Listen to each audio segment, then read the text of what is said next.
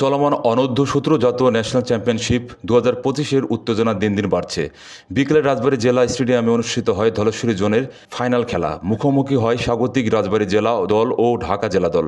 টাইব্রেকারে 5-4 গোলে ঢাকা জেলাকে পরাজিত করে স্বাগতিক রাজবাড়ী জেলা দল। রাজবাড়ী জেলা টিমের জন্য লড়াই করছেন। আমার নাম হলো মোহাম্মদ সালেহীন মল্লিক। এ সময় উপস্থিত ছিলেন সাবেক জাতীয় দলের ফুটবলার ও অনূর্ধ্ব-17 জাতীয় ফুটবল চ্যাম্পিয়নশিপের চেয়ারম্যান সাইদ হাসান কানন সহ বাফুফের বিভিন্ন পর্যায়ের কর্মকর্তারা। ইনশাল্লাহ আমরা সফলভাবে শেষ করতে পারলে আমরা কিছু প্লেয়ার এখান থেকে ট্যালেন্ট হান্ট করবো।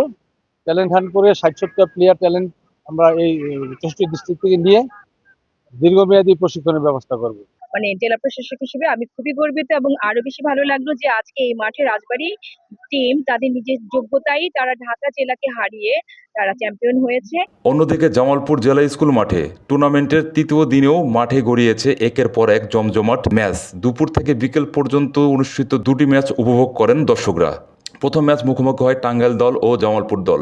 2-1 গোলের টাঙ্গাইল দলকে পরাজিত করে জামালপুর দল। দিনের দ্বিতীয় ও শেষ ম্যাচে মুখোমুখি হয় ময়মনসিংহ দল ও গাজীপুর দল। ম্যাচটি ড্র দিয়ে শেষ হয়। উল্লেখ্য, অনূর্ধ্ব-17 জাতীয় ফুটবল চ্যাম্পিয়নশিপের পুরো খেলায় মিডিয়া পার্টনার হিসেবে রয়েছে স্যাটেলাইট টেলিভিশন চ্যানেল এস।